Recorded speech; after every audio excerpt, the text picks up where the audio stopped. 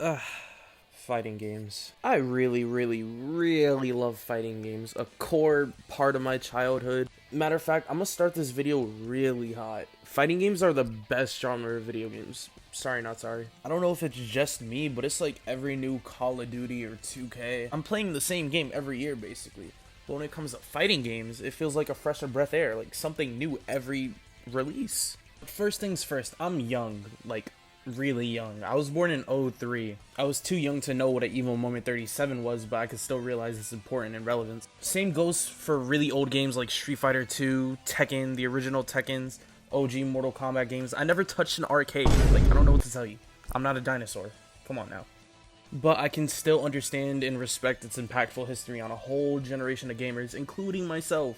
My very first fighting game was Tekken 4 on the PS2, and whew, boy! From the music to the Mishima lore, playing different characters to get their endings, amazing character designs. Petition to bring back martial arts Tekken 4 design and voice, please and thank you. Did I mention how good the music was? Imagine being 5 to 6 years old, the only games you've played are Lego Batman, SpongeBob Battle Bikini Bottom, and Cars Mater National. You put that Tekken 4 disc in your PS2 and you're hit with this crazy ass intro, some old guy throwing some buff dude into a fucking volcano, and then come back 20 years later, 1v20 some Mishima Corp stormtroopers. That's hard as fuck. After that banger of an intro, you're met with a very different style menu music. My little virgin ears have never heard something so beautifully composed. Destructible arenas, a slight incline on some maps, playing an irrelevant character related to the story, and having Heihachi come out in booty shorts for the final fight. I could go on and on and on, but this video isn't about Tekken. Out of all the games I had at the time, Tekken 4 was so different and unique, I just had to get more of this type of extremely fun gameplay, which led me to forcing my mom to give me like 40 bucks so I could go to my local replay and buy Mortal Kombat, Armageddon, and Tekken 5, and oh boy, don't even get me started on Tekken 5's everything. This isn't a Tekken video. Around this time, I'm getting familiar with YouTube and this weird thing called Mabelus. No hoes. Sweaty fat men. Oh. FGC community. Fat nerds with no father figure. I'd fit right in. But it was awesome. Watching competitive Mortal Kombat 9, Tekken 6, Tekken Tag 2, Smash Melee tournaments, it felt like a secret society that hardly anyone around me was familiar with, and it was awesome being the only one who found this hidden gold mine. But yeah, in my PS3 era of gaming, I have so many hours in MK9, Tekken Tag 2, and a strange game called Naruto Storm 3. Wait. Just hear me out. Is it weird to count anime arenas as fighting games? Competitively, probably not, but at a casual level, online was really fun and valid despite its dog-water connection. But come on, shit like Storm 4, especially Xenoverse 2, I don't care what anybody says, for a solid 3 years, it was peak entertainment. Fight me! Hell, even Demon Slayer, for a smooth 2 months, it was really fun.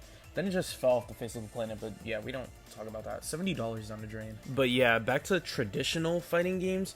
From like 2014 to 19, consistent bangers on bangers. We had MKX's amazing reveal trailer. What's this? Black people music? This shit pressure! Being black and hearing that music while Sub-Zero and Scorpion box was just so amazing to me. Best believe I pre-ordered that. MKX's extremely fast gameplay and online community, especially competitive scene. I feel like that was the first fighting game I took seriously. Not tournament serious, but ranked serious. I suck. But yeah, MKX and 11, Tekken 7, Injustice 2, DBZ Fighters, hell, even Brawlhalla. I don't own a Switch, I've never touched Smash Ultimate. One day. I can ramble on and on for days about these games, but I feel like it's important to talk about the flaws.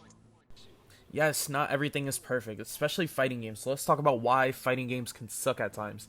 I'm gonna start off with my personal gripes that can't really be fixed, unfortunately. Community and lifespan. I know good things must come to an end, but some games don't even have a chance at being good things.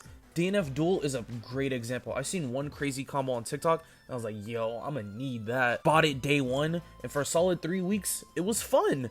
Then boom, I'm in 4 to pushing 10 minutes of waiting queues, and finally getting a match with some dude in Malaysia with the worst connection of all time. Games like JoJo All-Star Battle R or Demon Slayer, after like 9 p.m, you have to set up a prayer circle just to find a match. And even worse, you find a match with a solid connection, you start cooking, then boom, they disconnect.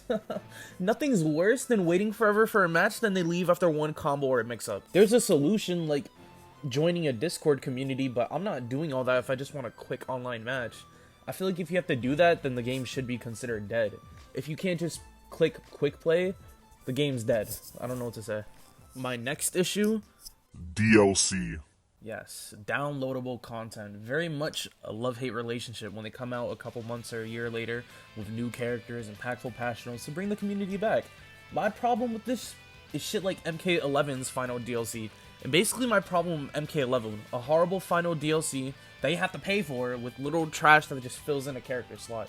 They turned a very combo-heavy MKX Melina into a pink roly-poly. Went from really solid DLC like the Joker and Spawn to literal shit. That's an instance of poor ripoffs. Then you have Storm 4's Sound Ninja 4. Who the fuck wants to pay for the Sound Ninja 4? And DLC that's already on game files and hidden behind a paywall. Shang Tsung, the disaster that was Street Fighter X Tekken. And then you have DLC being overly overpowered. All the fusions, Android 21 and DBZ fighters, Kevin Durant, Fakuram from Tekken 7. Speaking of Tekken 7, you have to pay for frame data. What the hell? Android 21 and Fakuram literally do everything better than the base cast, making them obsolete. It's not a complete landslide pay to win, but Android 21 specifically has so many more options in just the Unreal Toolkit. Also, the exact opposite can be said. Like, sometimes DLC is hot garbage like the previously mentioned MK11 final DLC, and the Sound Ninja 4, a waste of my money. Literally, if there's a way to go into training and use pay-to-play characters for free in training to see if I like them or not, boom, problem solved. Next we got zoners. I despise zoners. Say what you will. Get good, skill issue. I don't care how the fuck do you have fun shooting things across the map. There are other games meant for that, buddy. Yeah, there's ways around it. It's just annoying running into a zoner, changing up your entire playstyle to a very slow and reserved gameplay, especially if you don't have a teleport or direct counter ability. But yeah, that's it on zoners. You all suck and need to get a job. I hate you all. Toxicity. This nigga did strings. Oh my gosh. Wow. Oh my god! Wow! This motherfucker is garbage!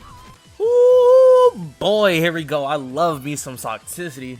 After you stun somebody in Street Fighter, or have to finish him scream, beating up a spammer, bro, I'm twerking. I'm teabagging like shit. I'm one of those players that sends messages. Hey, that's mean. There's no need. Shut up! You're holding this L my way. Flaws and negatives aside, fighting games, I don't know, like, all my life, they've always held a special place in my heart, and they always will. 2023 and 4 is my most anticipated year for fighting games. You got Tekken 8, Street Fighter 6, MK12, whenever we're gonna get that. But yeah, just some closing notes. Fighting games, FGC community, I love you. I love you all. The impact you've had on me as a gamer, I can't thank. Like, is it weird to thank video games? Like, I don't know. I'm just thankful that they exist. And yeah, man, this is my first like actual YouTube video.